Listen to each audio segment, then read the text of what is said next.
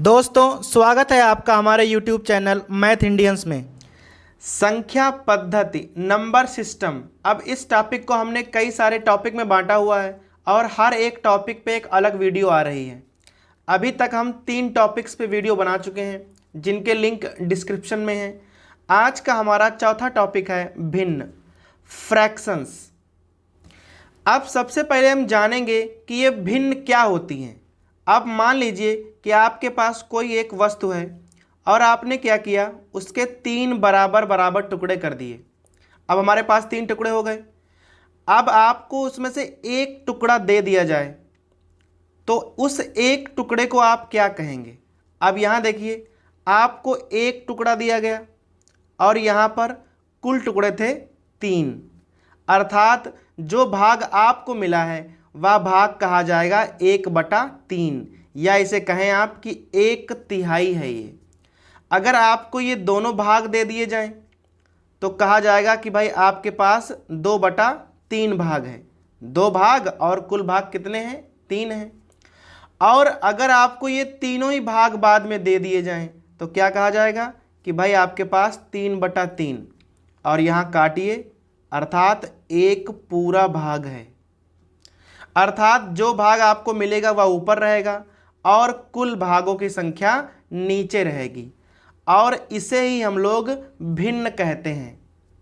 ऐसे ही कहीं पर अगर लिखा है 5/6, इसका अर्थ है अगर किसी वस्तु के हम 6 टुकड़े करें और उसमें से 5 टुकड़े आपको मिल जाएं तो कहा जाएगा कि 5/6वां भाग आपको प्राप्त हुआ है। अर्थात भिन्न को हम कुछ इस प्रकार से लिखते हैं, इसे पढ़ेंगे 7/8, और ये जो ऊपर संख्या होती है उसे हम कहते हैं अंश, और जो संख्या नीचे होती है उसे कहते हैं हर। अंश न्यूमरेटर और हर डिनोमिनेटर। अब हम यह जानेंगे कि भिन्नें कितने प्रकार की होती हैं। तो हमने यहाँ भिन्नों के मुख्यतः 3 प्रकार लिखे हुए हैं। पहला प्रकार है प्रॉपर फ्रैक्शन, हिंदी में कहते हैं समभिन्न। अब प्रॉपर फ्रैक्शन क्या होता है, जहां पर अंश जो है वह हर से छोटा होना चाहिए, अर्थात हर बड़ा हो और अंश छोटा हो, उसे हम लोग कहेंगे प्रॉपर फ्रैक्शन है ये। जैसे हम लिख दें 5/6, 7/8, ऐसे हम कुछ भी लिख सकते हैं, 5/12। अब यहाँ पर क्या है कि सब में अंश छोटा है और हर बड़ा है, तो इन्हें हम कहेंगे यह प्रॉपर फ्रैक्शन है। अब इसी प्रकार इसका उल्टा इम्प्रॉपर फ्रैक्शन, विषम भिन्न। अब यहाँ पर क्या है, यहाँ अंश बड़ा होगा और हर छोटा होगा। जैसे लिख दें हम 12/5, 16/7। अब ये सब इम्प्रॉपर फ्रैक्शंस हैं क्योंकि यहाँ अंश बड़ा है और हर छोटा है। अब इन्हीं इम्प्रॉपर फ्रैक्शंस को हम मिक्स्ड फ्रैक्शन के रूप में लिख सकते हैं। मिक्स्ड का अर्थ होता है मिश्र भिन्न। किस प्रकार से, अब यहाँ लिखा है भाई 12/5, अब हम सीधे 5 से 12 में भाग कर सकते हैं, तो भाई पहाड़ा जाएगा 2 बार, तो इसे लिखेंगे 2 सही। अब कितना यहाँ बचेगा, यहाँ बचेगा 2 और यहाँ आ गया 5, तो आ गया 2 सही 2/5, 2 and 2/5। अब ये होती हैं मिश्र भिन्न, जहाँ पर कुछ इस प्रकार से लिखा होता है। जैसे यहाँ लिखा है 16/7, अब यहाँ भाग कीजिए, 2 बार पढ़ा जाएगा, तो हो गया 2 सही। अब यहाँ बचेंगे 2 और /7। मिक्स्ड फ्रैक्शंस को हम इस प्रकार से भी लिख सकते हैं।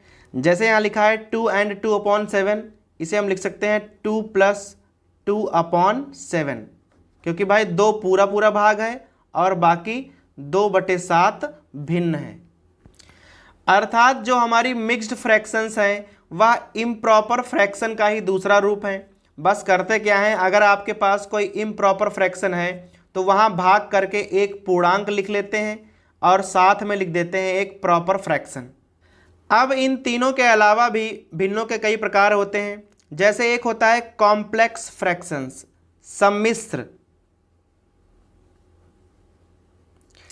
अब सम्मिश्र कैसा होता है, जब अंश और हर दोनों में ही अलग अलग भिन्नें लिखी हों। जैसे कहीं पर लिख दें हम 2/3/4/5, इस प्रकार से अंश में भी एक भिन्न हो और हर में भी एक भिन्न हो, तो उन्हें हम कहेंगे ये कॉम्प्लेक्स फ्रैक्शंस, सम्मिश्र भिन्नें हैं। अब इन्हें हम कैसे हल करते हैं, जैसे इसे लिख सकते हैं 2/3 इंटू, अब इसका उल्टा करके लिखते हैं 5/4। अब यहाँ 2 से काट दीजिए तो हमारा आंसर आ जाएगा 5/6।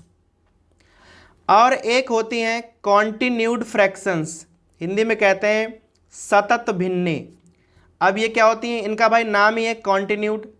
इन्हें कुछ इस प्रकार से लिखते हैं, जैसे 1+1/, फिर से 1+, यहाँ 1/1+1/1+, और 1/1+, जहाँ पे आपको ख़त्म करना हो ऐसे लिख सकते हैं।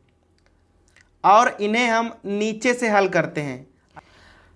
कॉन्टिन्यूड फ्रैक्शंस को हम एक अलग वीडियो में देखेंगे। अब हम बात करेंगे बड़ी या छोटी भिन्नों के बारे में, अर्थात अगर कई सारी भिन्नें लिखी हों तो हम कैसे पता लगाएंगे कि कौन सी भिन्न छोटी है और कौन सी भिन्न सबसे बड़ी है। तो हमने यहाँ उनके कई सारे टाइप बनाए हुए हैं। ये है टाइप फर्स्ट। अब टाइप फर्स्ट में क्या है, आप ध्यान से देखिए, अंश तो अलग अलग हैं परंतु हर एक समान है। अर्थात जब भिन्नों में हर एक समान हो और अंश अलग अलग हों तो हम कैसे बताएंगे कि कौन सी भिन्न बड़ी है और कौन सी भिन्न छोटी है। यदि भिन्नों में हर बराबर हों तो जिसका अंश सबसे बड़ा होता है वही भिन्न सबसे बड़ी मानी जाएगी। अब यहाँ पर 8 सबसे बड़ा है, अर्थात जो 8/9 है यह भिन्न सबसे बड़ी होगी। और यहाँ पर जो 4/9 है यह भिन्न सबसे छोटी भिन्न मानी जाएगी। अर्थात जब हर बराबर हो तो हम सीधे अंश से देख के पता लगा लेते हैं कि कौन सा अंश बड़ा है, वही भिन्न बड़ी होगी। अब आता है टाइप सेकेंड। अब यहाँ पर हमने जस्ट उल्टा लिखा हुआ है। अब यहाँ पर क्या है कि अंश बराबर हैं और हर अलग अलग हैं। तो अगर कई सारी भिन्नें हों और वहाँ पर अंश बराबर हों और हर अलग अलग हों तो उसका जस्ट उल्टा होता है। यहाँ पर जिसका हर सबसे छोटा होगा वही भिन्न सबसे बड़ी होगी। अब यहाँ पर 3 सबसे छोटा है तो 8/3 जो है यह सबसे बड़ी भिन्न होगी, और 7 बड़ा है तो 8/7 सबसे छोटी भिन्न होगी। यह कब करेंगे, जब अंश बराबर हों और हर अलग अलग हों। और अब आते हैं टाइप 3 पर। अब इसमें क्या है, ना तो अंश ही बराबर होगा और ना ही हर बराबर होगा। किसी भी प्रकार की भिन्न अगर आ जाए तो हम कैसे पता लगाएंगे कि कौन सी भिन्न सबसे बड़ी है और कौन सी सबसे छोटी, बिना भाग किए। अब यहाँ देखिए लिखा है 14/15, 16/17, 18/19 और 12/13। सबसे पहले क्या करते हैं, हम यहाँ से अंतर ज्ञात करते हैं। अब अंतर कितना है यहाँ पे, अब हमने जो भी भिन्न लिखी हुई हैं सब में अंतर 1-1 का है। हर और अंश का सबसे पहले आप अंतर निकालिए और जो भी अंतर आए उससे आप अंश में भाग कर दीजिए। अब यहाँ अंतर 1 है, यहाँ भाग करेंगे कितना आएगा 14, यहाँ आएगा 16, यहाँ आएगा 18 और यहाँ आएगा 12। क्या करना है, सबसे पहले हर में से अंश घटाइए और अंतर लिख लीजिए और अब उस अंतर से आप अंश में भाग कर दीजिए। अब यहाँ जो भी संख्या सबसे बड़ी होगी वही भिन्न सबसे बड़ी मानी जाएगी, अर्थात तीसरी वाली, अर्थात 18/19 जो है यह सबसे बड़ी भिन्न है और 12 छोटी है तो 12/13 सबसे छोटी भिन्न होगी। अब उसी पर बेस्ड हमने एक और उदाहरण लिया हुआ है। लिखा है 5/8, 3/5, 3/4 और 7/9 और हमें यहाँ पता करना है सबसे छोटी और सबसे बड़ी भिन्न। सबसे पहले अंतर करेंगे, यहाँ 3 का अंतर है, यहाँ 2 का अंतर है, यहाँ 1 का है और यहाँ 2 का अंतर है। अब अंतर से अंश में भाग कर देंगे। अब 3 से 5 में भाग करोगे तो ऑलमोस्ट 1.6 आएगा। यहाँ भाग करोगे 2 में तो 1.5 आएगा, यहाँ करोगे तो 3 आ जाएगा और यहाँ करोगे तो 3.5 आएगा। 7 में 2 से भाग करेंगे तो 3.5 आएगा। अब जो सबसे बड़ा आएगा वही सबसे बड़ी भिन्न होगी, अर्थात यहाँ पे 7/9 जो है यह सबसे बड़ी भिन्न है, और सबसे छोटा है यह वाला, अर्थात 3/5 जो है वह सबसे छोटी भिन्न मानी जाएगी। अब यहाँ हमने अगला सवाल लिखा हुआ है 17/24, 15/17, 19/23 और 13/16, और हमें लिखना है अवरोही क्रम में, डिसेंडिंग ऑर्डर में लिखना है। अब सबसे पहले क्या करना होगा, यहाँ अंतर कर लीजिए, 7 का है, यहाँ 2 का है, यहाँ 4 का अंतर है और यहाँ 3 का अंतर है। अब इस अंतर से आप अंश में भाग कर दीजिए। अब 7 से आप 17 में भाग करेंगे तो 2 बार पूरा पूरा जाएगा और 2.4 ऑलमोस्ट 2.4 आ जाएगा। अब 2 से आप 15 में भाग करेंगे तो 7.5 आ जाएगा। इसी प्रकार अगर आप 4 से 19 में भाग करेंगे तो 4.7 के आसपास आएगा, और अगर आप 3 से 13 में भाग करेंगे तो 4.1 आएगा।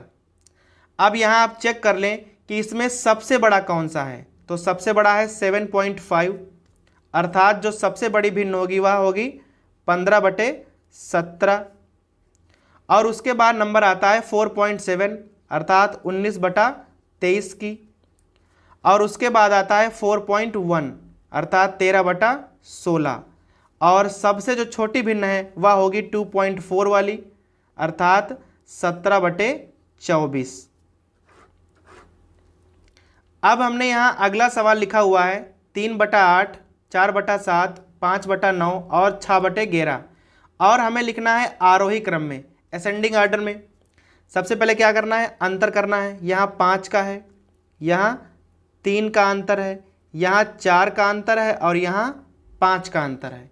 अब इस अंतर से हमें अंश में भाग करना है। अब 5 से 3 में भाग करेंगे तो 0.6 आएगा, 3 से 4 में भाग करेंगे तो 1.3 के आसपास आएगा, 4 से 5 में भाग करेंगे तो 1.25 आएगा, और 5 से 6 में भाग करेंगे तो 1.2 आएगा। अब यहाँ 1.3 सबसे बड़ा है और 0.6 सबसे छोटा है, अर्थात 3/8 सबसे छोटी होगी। उसके बाद नंबर आएगा 1.2 का अर्थात 6/11, और उसके बाद नंबर आएगा 1.25 अर्थात 5/9, और जो सबसे बड़ी है वह है 4/7। अब हम ज्ञात करेंगे भिन्नों का HCF और LCM। अब भिन्नों का HCF क्या होता है, अंशों का HCF और बटा हरों का LCM, अर्थात जब भी हमें भिन्नों का HCF निकालना होता है तो हम क्या करते हैं, सभी अंशों का HCF निकालते हैं और सभी हरों का LCM। जैसे अगर कहीं पर कोई भिन्न हो 2/3, 4/5 और 1/2, और हमें इन तीनों का निकालना पड़े HCF, तो हम क्या करेंगे, सबसे पहले 2, 4 और 1 तीन अंश हैं, इनका HCF ज्ञात करेंगे, और जो हर हैं 3, 5 और 2 इनका LCM ज्ञात कर लेंगे।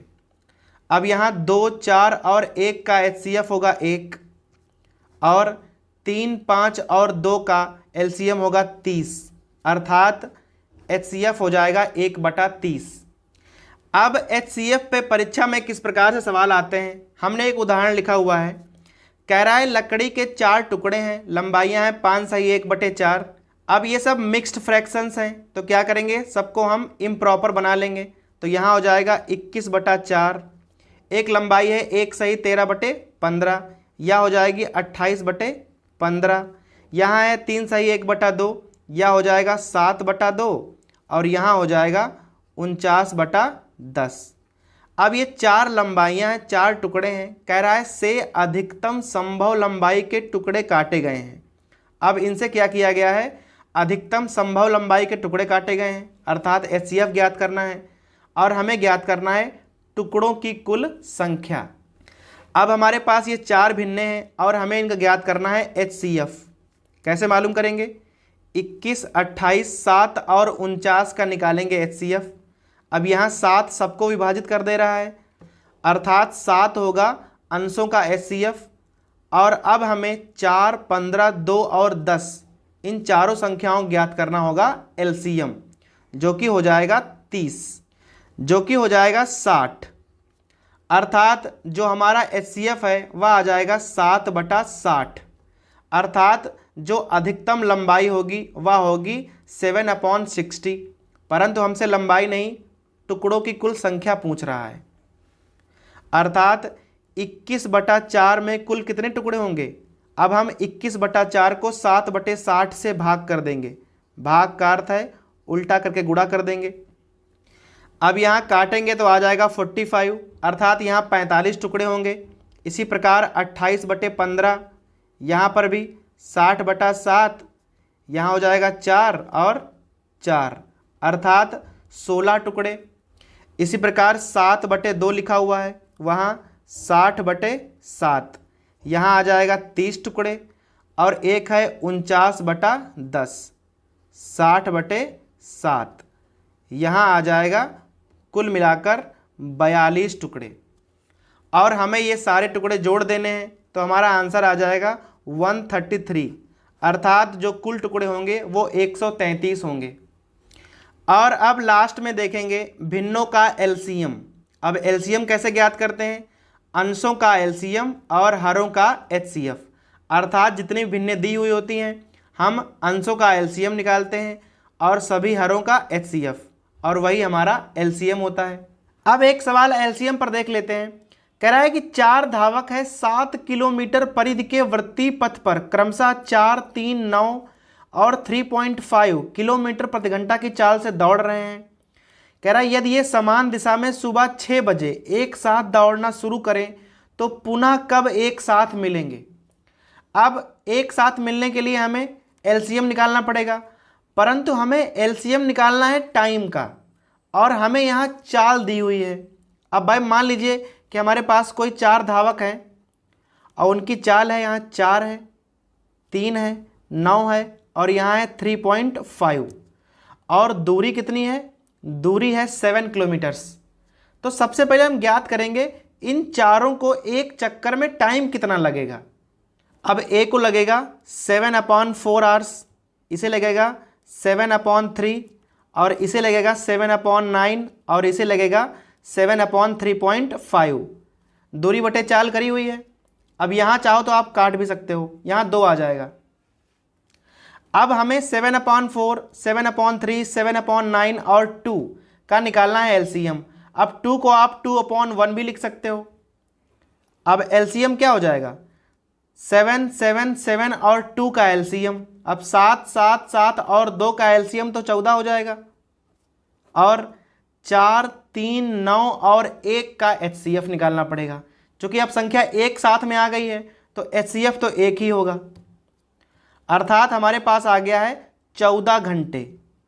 अर्थात 14 घंटे के बाद वो सब एक साथ मिलेंगे। अब स्टार्टिंग हुई है 6 बजे सुबह। अब 6 बजे सुबह में आप 14 घंटा जोड़ देंगे तो बच जाएंगे शाम के 8।